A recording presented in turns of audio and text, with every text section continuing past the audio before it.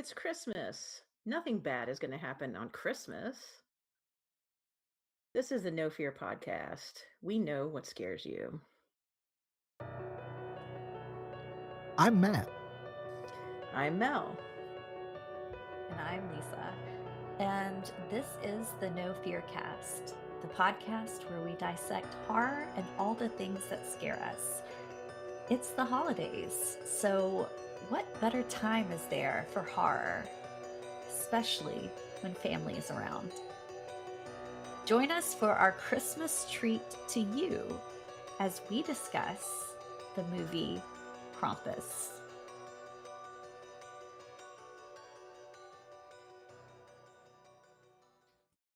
All right. Well, as Lisa said, welcome to our holiday/Christmas special episode that we are doing based around the film Krampus. If you're not familiar with it, it's a 2015 film that was directed, co-written, and produced by Michael Dougherty. And it's starring Adam Scott, Toni Collete, David Koechner, and a bunch of other people who are not nearly as well known as those names. So it's my job to sort of kick us off. And so I will say that I I don't know that I actually told Mel or Lisa this before we started recording, but this was my first time viewing this movie. I have no idea how I missed it. I don't know what I was doing or why I never saw this 10 years ago, which I'm just going to take as a side note. 2015 being 10 years ago sounds insane to me, but it is actually true. But yeah, I don't know why, but somehow I missed this one. And then I knew that it existed, but just never watched it. And I was really surprised when I started watching the movie to see that it had Adam Scott and Toni Collette and David Koechner. I had no idea any of them were involved in this. And obviously, Toni Collette, phenomenal actress, especially in the horror movie Hereditary, amongst other things. Adam Scott, David Koechner, both known for lots of comedic roles primarily. Parks and Recreation, uh, the Anchorman, various other things like that. So I don't know what I don't know how I waited this long to watch this movie, but I will say that I absolutely loved it. There's so much happening in this movie on like multiple levels of like satire and horror and other things that like it was great. I loved it and will absolutely be watching it many more times in the future. This will probably be a mainstay Christmas movie for me. I'm one of those people that doesn't really watch many Christmas movies, but if I do, it's going to be Die Hard or something equally not Christmas centric. And this one I think will fit really well in my rotation. So yeah, the movie itself, just as a brief overview of the plot, is based around two families. Well, uh, that are sharing Christmas. It's Toni Collette and Adam Scott are a married couple, and they have one child, and her sister and uh, her her sister's family come for Christmas as they always do, and it is interrupted, if you will, by the Krampus that is released when Adam Scott and Toni Collette's son Max uh, essentially wishes that Christmas was the way that it used to be, but also kind of stops believing in Santa. And that sort of unleashes this Pandora's box of very interesting horror that I think we'll have a lot to discuss. So that's kind of the overview for the. I guess also just worth mentioning that the Krampus is a character from, I guess, German Bavarian lore that is sort of a counterpart to Santa Claus or Saint Nicholas, that is often described as he Saint Nicholas comes and gives gifts to those who have been good, and Krampus is for those who have been bad, and he punishes them.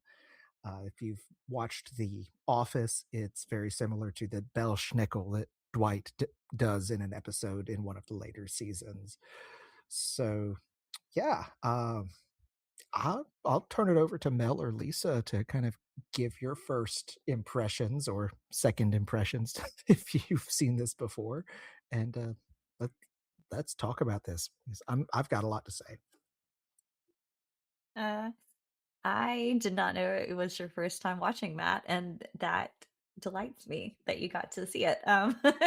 So let's see. I have a longish history with Krampus, both the folklore and the movie. So yeah, you're right. Krampus is this kind of, we'll say, I guess, broadly European folklore creature, but I'm familiar with it from like the Austrian German side of things. Although it goes beyond just that kind of Bavarian area. And yeah, the way you described it as it is, it's a lot of people call it evil Santa. That's not quite who Krampus is, but it's close enough for our talks. Um they have a few things different than what we have over here in the States. So there's the Feast of Saint Nicholas, which happens on December 6th. And it's all part of like the Advent season, and it has to do with the church over there. So it's actual feast day of the saint, um, who we base Santa Claus off of. Um, and so that's one of the things that they do. But the night before that, so that would be the night of December 5th, is known as Krampusnacht or Krampus night. And um basically it's exactly what you said, Matt. It's Saint Nicholas, Santa is going to bring the well-behaved children little small gifts, and Krampus is going to punish the ones who behave badly. So apparently the idea is if you are bad enough, he is going to whip you. He carries whips, or sometimes I have seen chains. So I guess it depends on how bad of a child you've been. But if you're really, really bad, then Krampus will put you in a sack and he will take you away. Um, so he carries usually like a big sack too, just like Santa Claus, except instead of gifts, it's full of really like awful children. So, um, a lot of these towns and cities on Krampusnacht will have a parade where people dress up like Krampus. So they will be in the full on, like, I mean, it's very close to what you see in the movie. Like the costuming of it is like a very demonic face. It's usually a horned figure, um, very big, dark colors, very menacing. And like I said, he usually carries chains or whips or something to punish you with. Um, and it is terrifying, like, to watch the parade, and see, because they really play up. I mean, it really feels like Halloween at Christmas time. Um, that's really kind of the only way I can describe it. I watched one when I was in Vienna. Well, I can't remember if I was in Vienna or Salzburg, but I think I was in Vienna when I saw it. And yeah, it was just the wildest thing I had seen. And so I was already kind of obsessed with Krampus and Krampusnacht and that sort of thing. But when this movie came out, I remember seeing it in theaters and thinking, Yeah, this is exactly what I want it to be. Because this movie works as both a Christmas movie, I think, and a horror movie. And that's one of the things I love about it. It's not just a horror movie that's set at Christmas. I think about other ones that I really like Black Christmas, for instance. I mean, that is a slasher first and foremost that's set at Christmas time, and it uses the kind of setting of Christmas. But this one is actually, I think, it functions both as a Christmas movie and a horror movie because it deals with this idea of like home and family and what the holidays mean, and the idea of like holding on to hope, and um I don't know, it hits a lot of the same themes that classic Christmas movies do. It just does it in a really dark way, and it does it with Krampus instead of Santa. So I really do like that. And plus it's a good horror movie too. It's a good like creature feature, or home invasion too, I guess, if you wanted to look at it that way. But this is always in my rotation of um, Christmas movies when I sit down for the season. This is definitely always in rotation. So I'm glad we're talking about it. Mel, is this your first time watching it too, like Matt, or have you seen it before? This is my first time like Matt. The movie was kind of on my radar. I knew of it. I knew people who had seen it, but I had not seen it. So this was a good opportunity for me to sit down and watch it. And I think, like both of you are saying, I enjoyed it. I think it's going to become part of my Christmas movie kind of rotation in the future. And I'll talk a little bit about my impressions.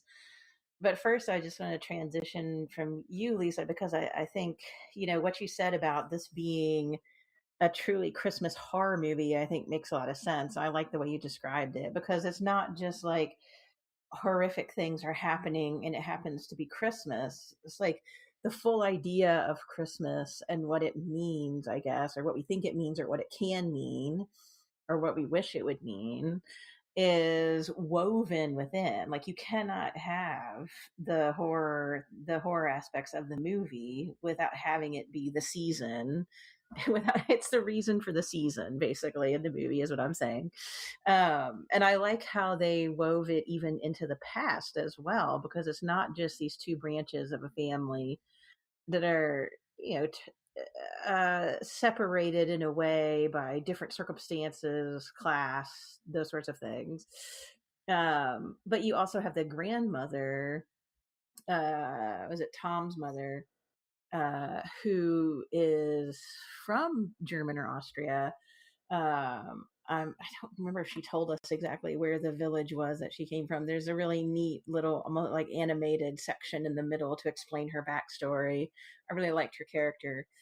And how she experienced an encounter with Krampus when she was a child and did a similar thing to Max, and kind of felt like she was losing hope because everybody around her was losing hope. And Krampus, she felt like punished her by taking her family and all the villagers, and so it was kind of, she felt like it was her fault. So I thought it wasn't just it was the family trying to fend off the invasion of these Christmas horrors, and I like the way the toys were used and those sorts of kind of clever ways, because there's also comedy in this as well that works. But I also like that kind of bit from the past, that I think helped to explain even why Krampus would come after this particular family. I mean, we got to talk about the ambiguous ending, but you're not watching the movie wondering why he suddenly popped up in these suburbs. There's kind of a past to it as well, which I thought was neat and helped with the family theme. And before I throw it open to discussion, my other impression was right off the bat, and that was that I found the beginning like just so disturbing, but also well done. We're beyond the time now because 2015 is so far away. I'm like gonna cry a tear now because it doesn't seem like it should be. But 10 years ago, you have the Black Friday experience still happening. I really don't know that it happens that much now with everybody ordering things online. But all those dark aspects of Christmas, the overwhelm, the anxiety, the losing the temper, I've had these moments in the past where I'm like, out a couple days before Christmas, listening to Christmas carols on my car radio, going to pick up a final gift for someone or pick up some food or something from the store. being relatively chill and just going to do my thing, and looking around and seeing people driving like crazy and being irritated and anxious and banging on their car horns. And there's something about the holidays that I think has this edge to it. And that beginning where it was like this slow mo operatic, people fighting over toys and buying things, kids having meltdowns, and the crash and the nativity plays or whatever, people freaking out because family's coming, and the whole time it's beginning to look a lot like Christmas is playing. And so I thought that juxtaposition of like the ideal or what you want, I guess, and the reality, what it becomes, uh just it started the movie perfectly. Like, you were right in that theme. And it makes perfect sense when we find out, what's up with Max and how this all starts. So yeah, those are just a few of my first impressions. I definitely enjoyed it. I'm definitely going to watch it again. Lisa, where would you like to start the discussion?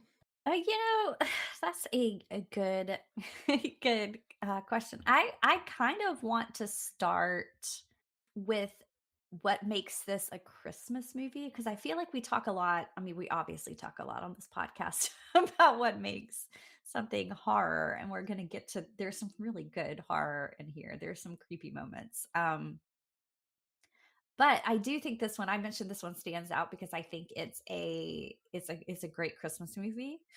Um, and some of the things that I was really looking forward to hearing what you have to say. Well, both of you have to say on this.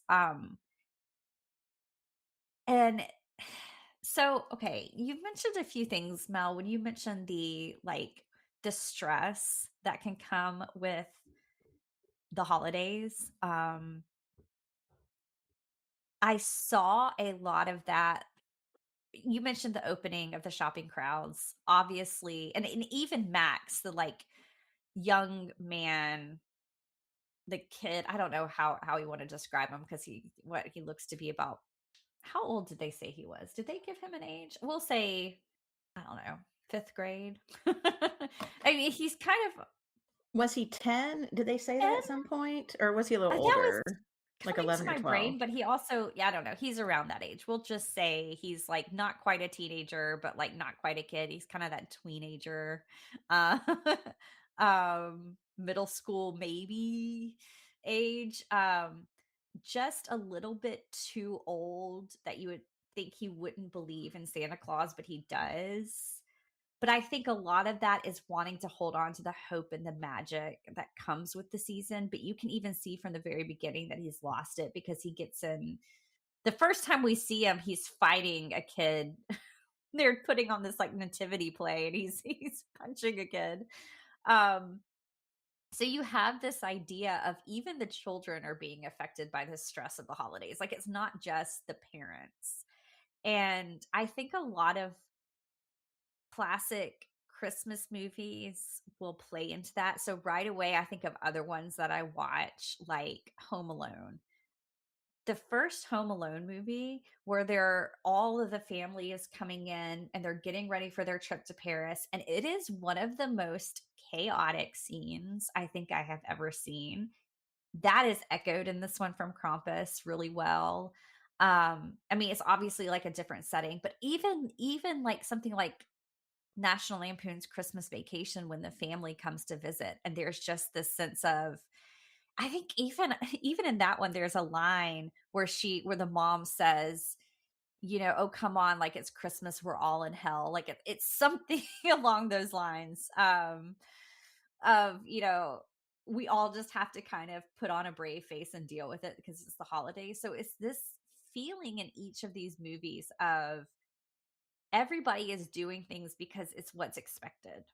You're expected to spend time with family even if you don't like them. You're expected to go out and buy gifts even if it makes um if it breaks the bank, or you have to go out and brave the crowds.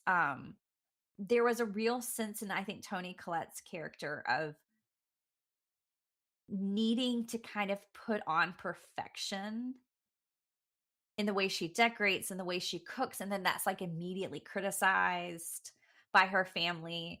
And you know I don't know, it just, that felt so relatable. And there's a lot of I think Christmas movies that deal with that particular tension of it's the holidays, we recognize it's supposed to be magical, it's supposed to be special, everybody's supposed to be happy and twinkling, yet everybody's also miserable. So I liked that that was the kind of place that it entered into. And then of course that's what opens it up for Krampus to come. That and the grandmother's connection to it, which we can talk about that too. But I think that really landed it for me for this being like, okay, this is first and foremost a Christmas movie, and then it's also a horror movie.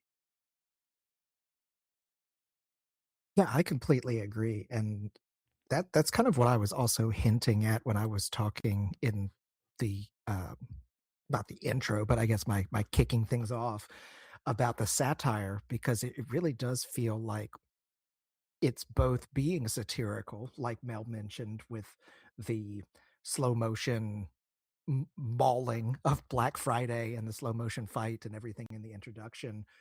But then, even like one of my very first notes from watching the movie is about the tone at the beginning of the movie itself, after that opening sequence, that it feels very much like a traditional Christmas movie.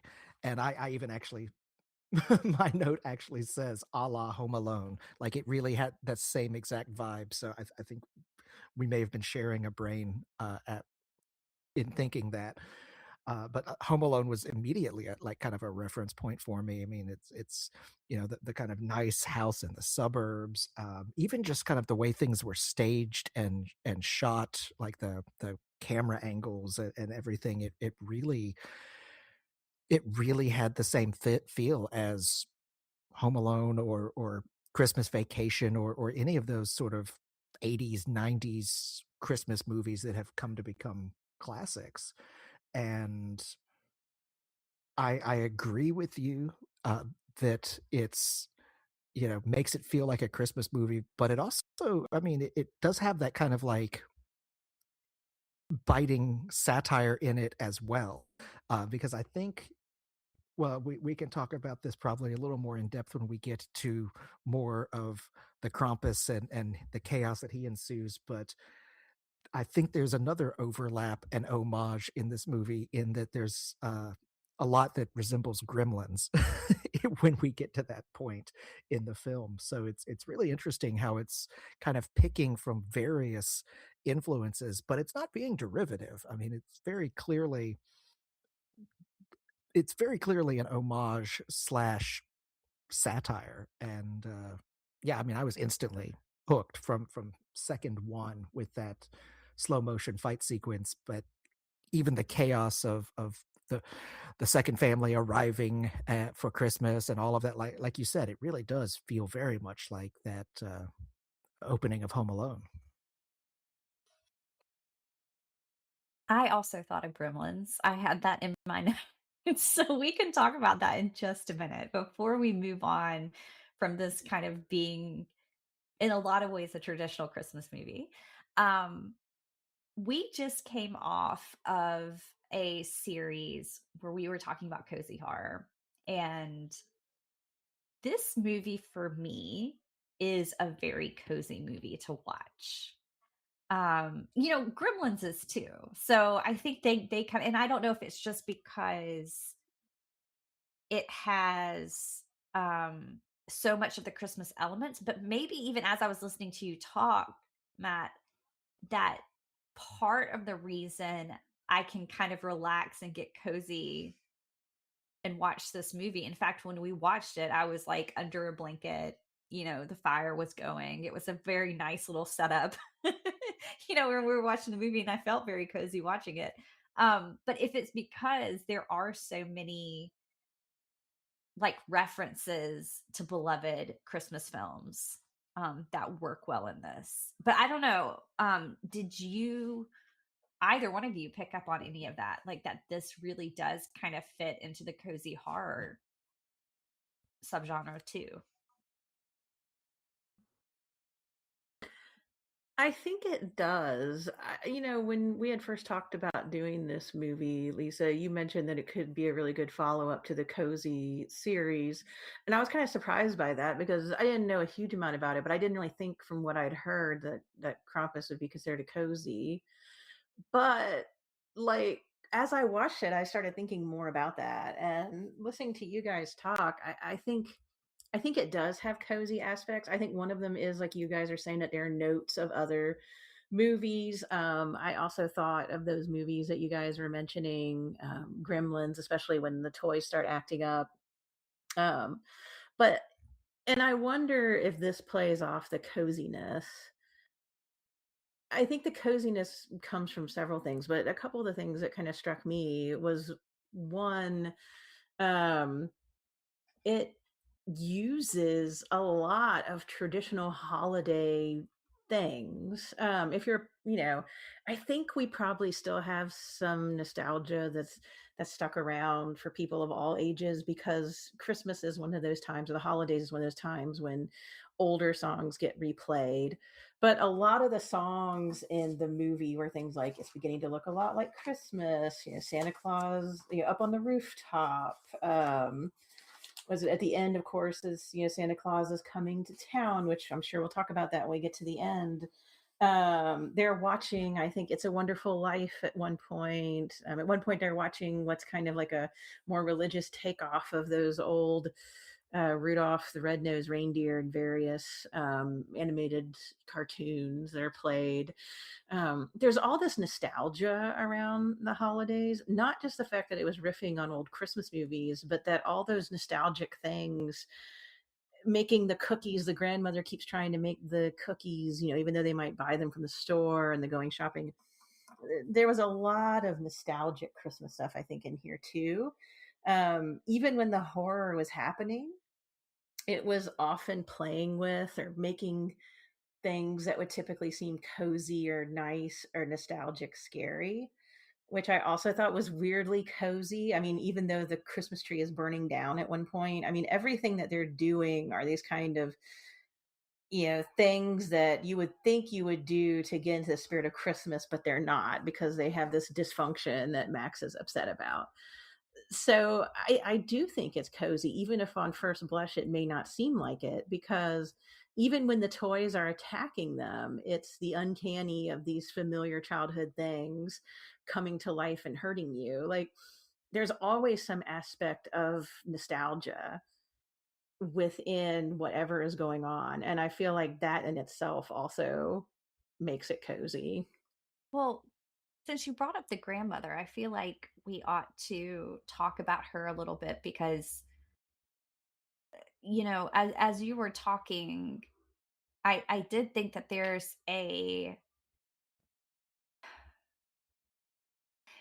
is a very strong dichotomy in this movie of warmth versus coldness. Um, when Krampus does come and it kind of like settles in, everything is very blue toned and cool toned in the movie. Obviously, there's a big freak snowstorm. Lights go out. They're isolated. But in contrast, up to that point, we've gotten a lot of reds and greens and kind of a warmer color palette. And a lot of that has to do around the grandmother, especially when she is in the kitchen and she's baking. And, um, you know, we get a sense that she's the one who's kind of concerned about Max. I mean, really about everybody, but, encouraging him to kind of hold tight to the spirit of Christmas. Um, and of course, we learn later why she's doing that. It's not just out of a love for the season or a love for her family.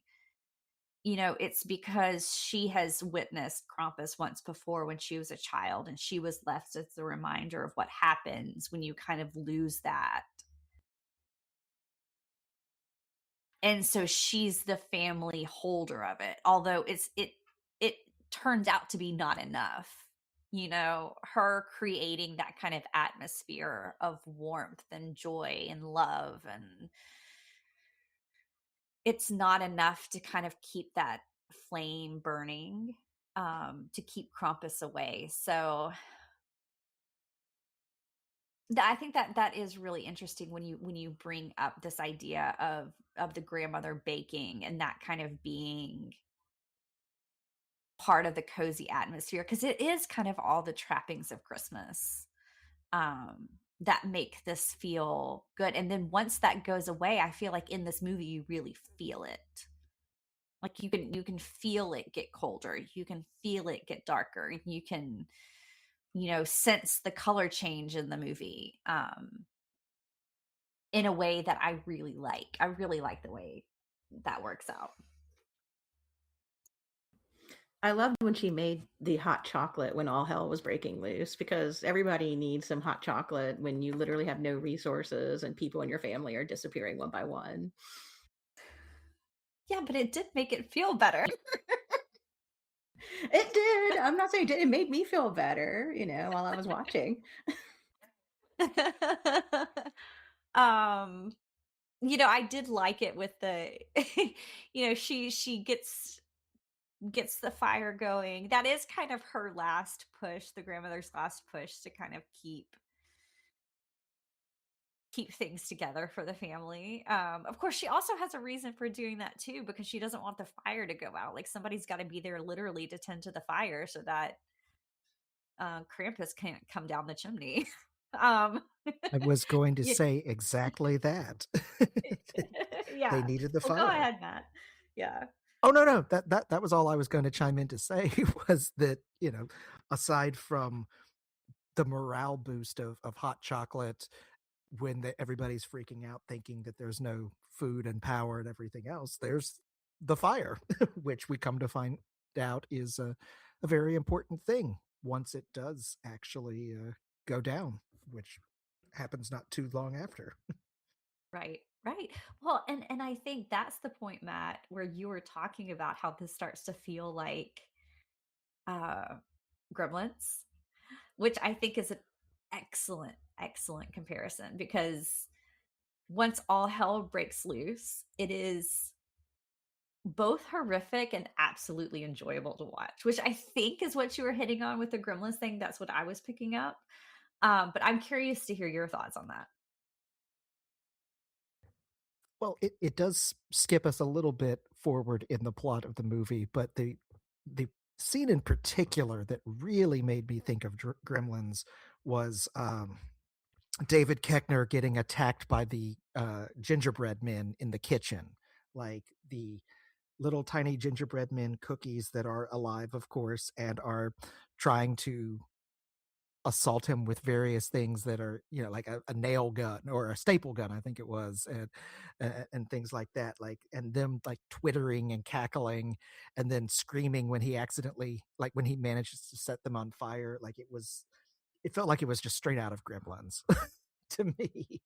And I have to say that I was laughing kind of maniacally at that. And also, right after kind of the point where we were just talking about, when the fire does go out and Krampus is lowering down a chain on from the chimney, from the roof.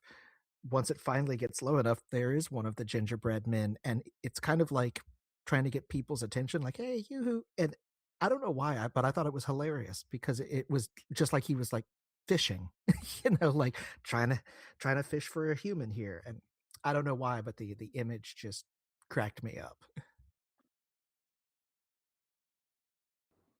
Well, and they're actual cookies, because the kid bites the gingerbread man's head, and that's what makes the cookie you kind of mad, even though he was already coming down there to kidnap somebody. Yes, like they are actual cookies. Well, and he's saved at the last minute by the dog, which is one of the things that made me cheer in that scene. I liked seeing the dog come around the corner and and get that last gingerbread as it was flying. I will say this was one of, and of course, I mean, a movie about Krampus, it's got to play into the horror a little bit more than what the actual like folklore would do. Um, as far as I know, Krampus doesn't have like elves, and that's not like a part of the lore.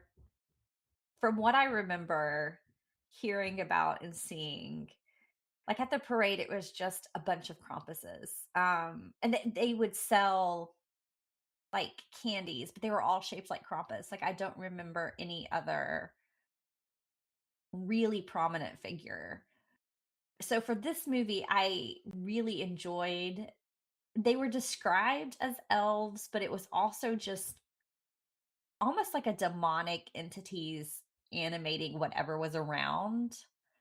Um which I liked seeing this. I thought it was great horror. And I will say this for those listening who haven't watched this movie, it is PG-13 horror, which I don't love all the time, but I do like it in this case because it's fun to watch with at least older children. I watched it with both of mine who are in middle school and they loved it. It's good like gateway horror, kind of on the same level of something as like, Five Nights at Freddy's or something like that. Just maybe a little bit better done, dare I say. But no, I liked that, you had the gingerbread men who were real gingerbread men, but then they, became these cute little killer things. But some of the other things that attacked them were absolutely terrifying. That Jack in the Box, the entire scene with the Jack in the Box, the entire scene in the attic with whatever that doll owl thing was. I mean, that was really scary. And The doll owl angel thing is like of I don't nightmares. even know how to describe that. It just, and I mean, just seeing the way this movie was so merciless in picking off the kids too, um was really kind of horrific. I mean, of course, that's what you expect. That's what Krampus does, right? Krampus comes for the naughty kids. Like that's his whole point. But still there's something about seeing like a child being eaten by a Jack in the Box that has come to life and somehow has an enormous mouth is terrifying. But yes, Mel, what was that owl angel doll thing? I have no idea. I don't know. I guess that they were, since they were in the attic, like old toys that were up there were also being reanimated, but I have no idea what that was. Oh no, those were brought in accidentally by the family. If Oh, you well, yeah, they remember, had the sack, but I didn't know if the ones in the attic were also. So the ones in the attic also came from the bag as Well, well. the Jack in the Box did. Yeah, it did. So Yeah. I guess yeah, that I think they doll I thing think they did. made their way up to the attic is kind of how it was, how I Oh, read it at okay, least. okay. Yeah, I thought the Jack in the Box came in, but the stuff from the box or were downstairs. I did like that, the extra delivery that they thought were presents, and the consumerism of Christmas, right? That you're still getting deliveries right before it happens, and that's the way he slips the demonic toys in because nobody's going to notice. Well, and that great line of why do the rich people all get all the free stuff? Yes. There were such great just one-liners in this movie.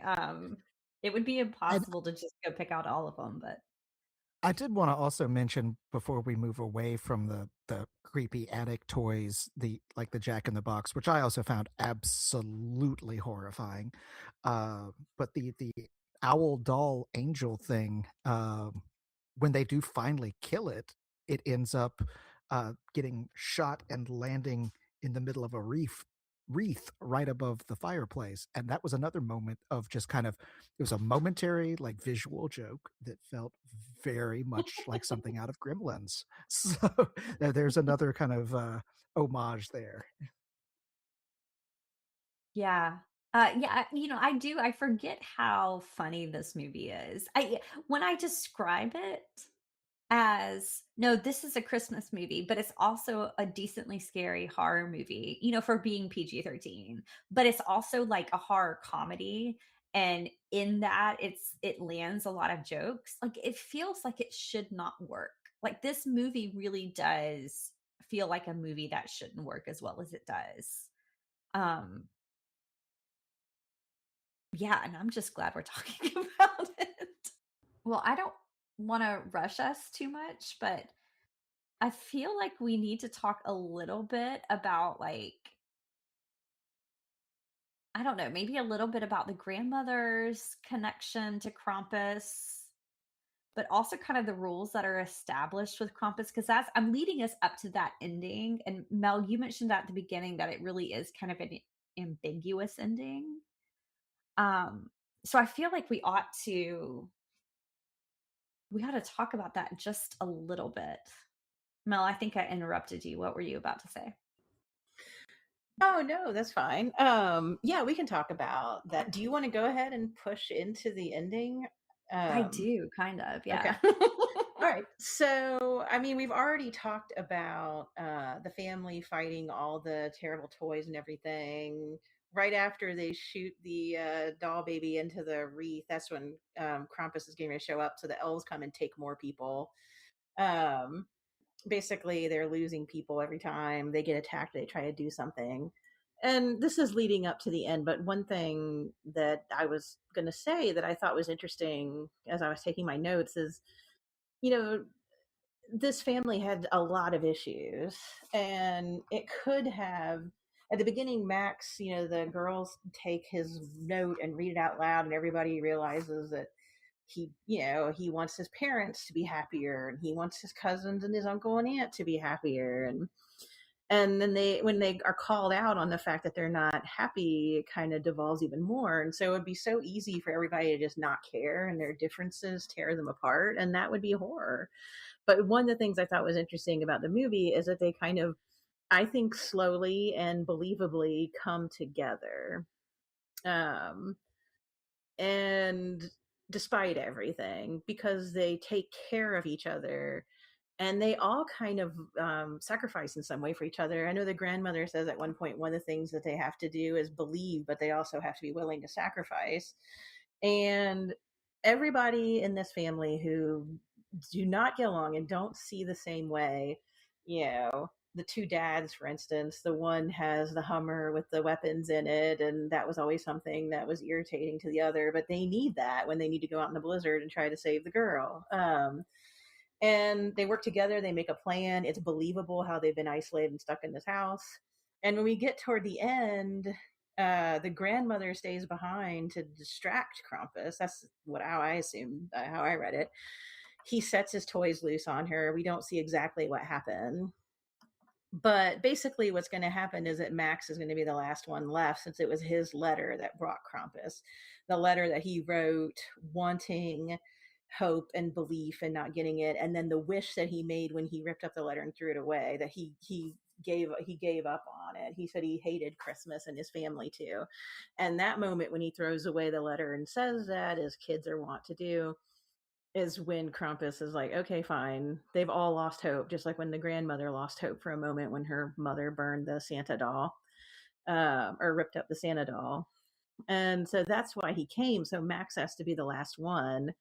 It seems like Krampus is going to just give Max his ornament reminder, like he did to the grandmother, and let him live, after taking all the family, after they're picked off in various ways. And Max, though, goes to face Krampus and basically sacrifices himself. He's like, he goes to the edge of the pit. I think Krampus is related in some way to like the underworld through kind of Scandinavian roots. And so this big pit opens in the ground. He's thrown all the family in there. And basically, Max is like, please don't hurt. I think the Stevie is the last character who hasn't been thrown in. And finally, he's like, just take me instead. I'll sacrifice myself. And Krampus throws them both in the pit and is done. And you're kind of like, okay, well, that's very negative.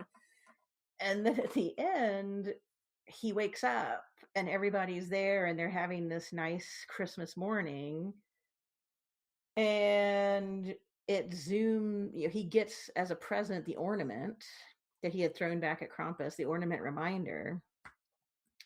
And it zooms out and we see that they're in a snow globe, and this room full of snow globes that Krampus has, and he's watching them. So that is the end. They go through this kind of punishment for their loss of belief and their bad behavior, and it's meant to punish them, but also Max for giving up on them. And then he sacrifices himself, which according to the grandmother, believing and sacrifice are the two things you got to do.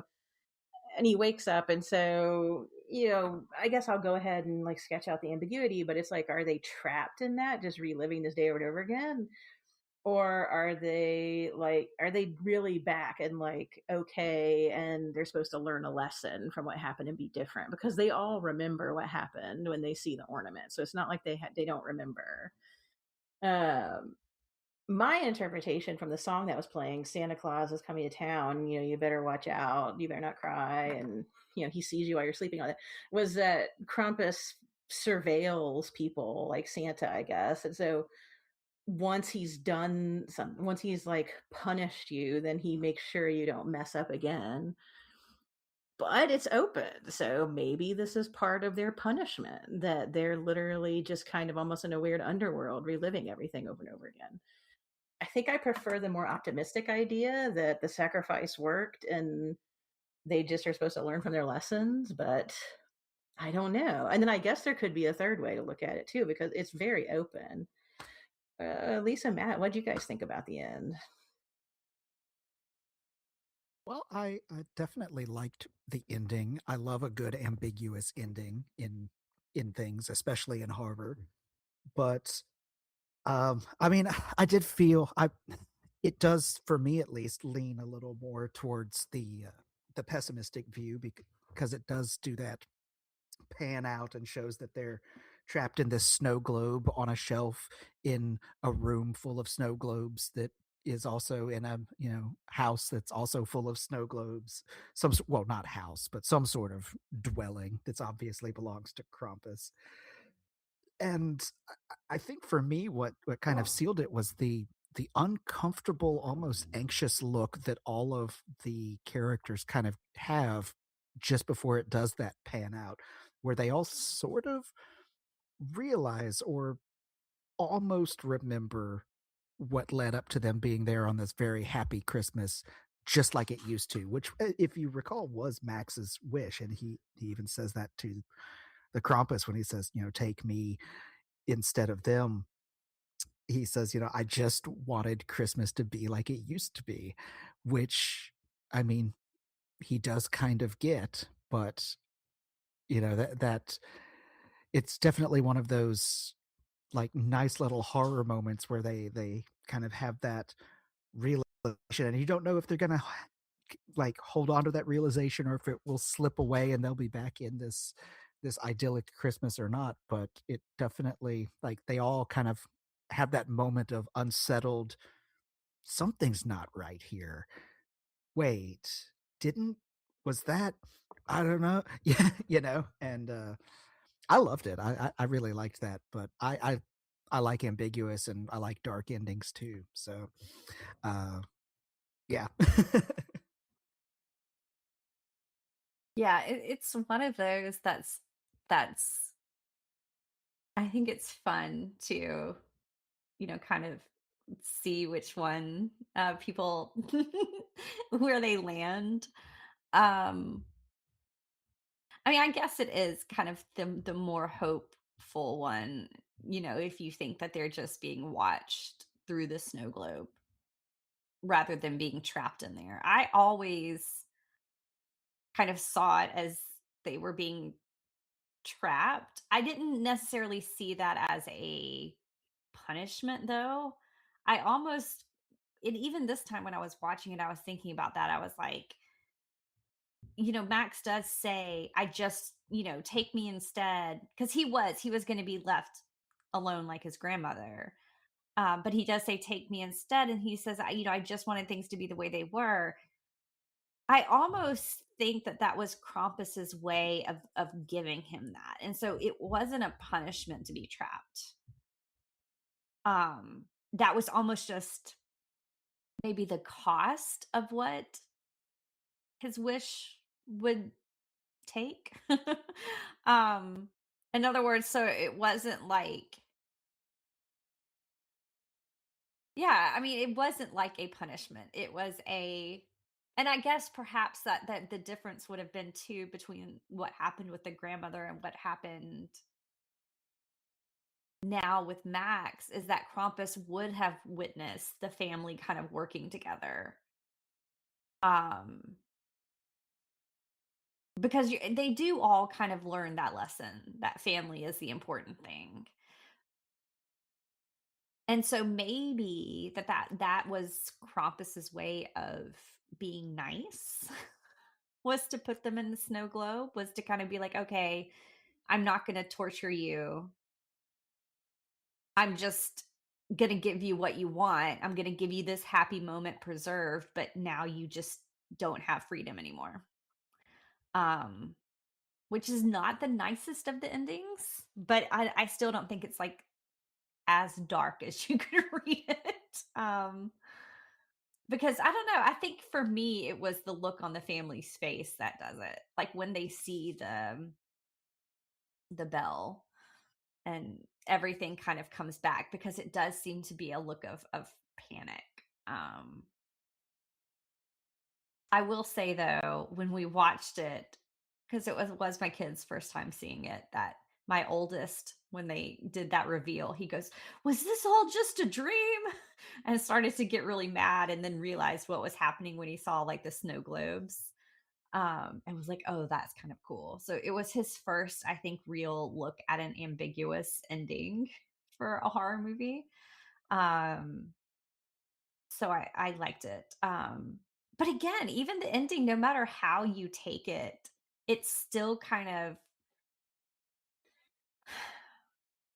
it still kind of bolsters the argument that this is more of a Christmas movie than anything, because it's about a family who at the beginning had lost their Christmas spirit, had lost their like desire to be together, and by the end they got it. Um whether or not they're going to continue to live their lives like that, we don't know, but yeah, I like it. I like the ambiguity of it. Um I like that we don't fully know what that snow globe is, and if they're trapped there or if he's just watching them. Well, you know what? Now that we've gotten to the end of this, I don't know if we have much more to say on it. I'm really glad that we got to talk about this movie, though. I think it's a delight. I think it's worth watching, if nothing else, just for the little gingerbread men. I do think that is one of the great kind of horror comedy Christmas scenes that has maybe ever been made. um, we'd like to hear your thoughts on it, though, especially on that ending. How do you read it, or how did you perceive it when you watched it? If you want to let us know, you can reach out to us on social media. We're at No Fear Cast on Instagram, and we also have a Facebook page. Our email is nofearcast@gmail.com. If you love what we're doing, consider supporting us on Patreon. We also have merchandise available at our website, nofearcast.com. Or you can simply rate and review us, which is entirely free, but it does help other listeners find us. Theme music by Nicholas Gasparini. And we'll be back in the new year with a brand new episode.